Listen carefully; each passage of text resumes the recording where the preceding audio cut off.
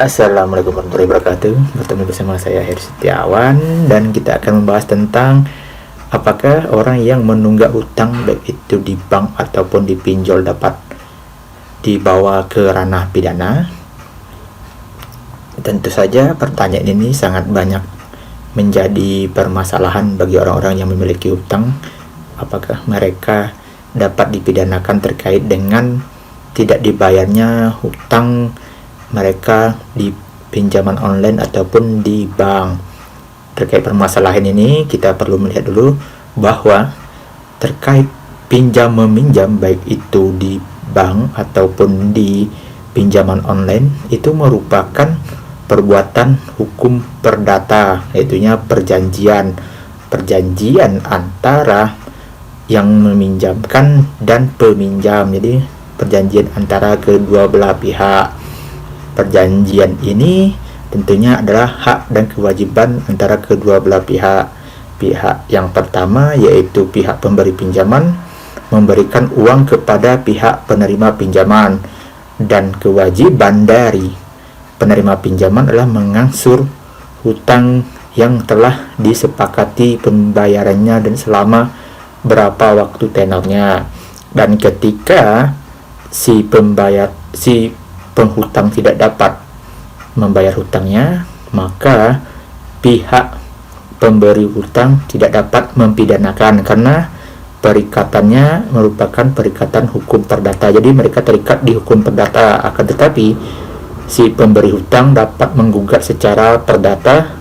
Kalau hutangnya kurang dari 500 juta dapat digugat melalui gugatan sederhana ke pengadilan, dan ketika gugatannya lebih dari 500 juta atau hutangnya lebih dari 500 juta dapat diajukan melalui gugatan biasa di pengadilan. Jadi dalam hal ini mengenai orang yang tidak bisa membayar hutang dalam konteks hukum perdata ataupun dalam pinjam meminjam uang dengan bank ataupun pinjaman online, itu tidak dapat dikenakan sanksi pidana, akan tetapi sanksi perdata.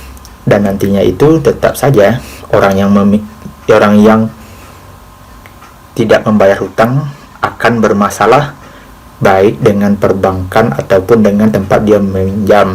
Setidaknya dia dapat di blacklist dari perbankan ketika tidak mampu membayar hutang, dan ataupun ketika dia kalah di persidangan, dia nanti dapat disita hartanya dan dilelang hartanya itu untuk melunasi semua hutang yang telah dia buat. Makanya itu kebanyakan perjanjian hutang yang nilainya cukup banyak itu pihak pemberi hutang meminta jaminan atau agunan agar nanti untuk jaga-jaga suatu saat si peminjam tidak mampu membayar hutang. Jadi agunan itu bukan tanpa tujuan, yaitu jaminan agar pihak pemberi hutang tidak rugi. Jadi dapat kita tarik kesimpulan bahwa orang yang tidak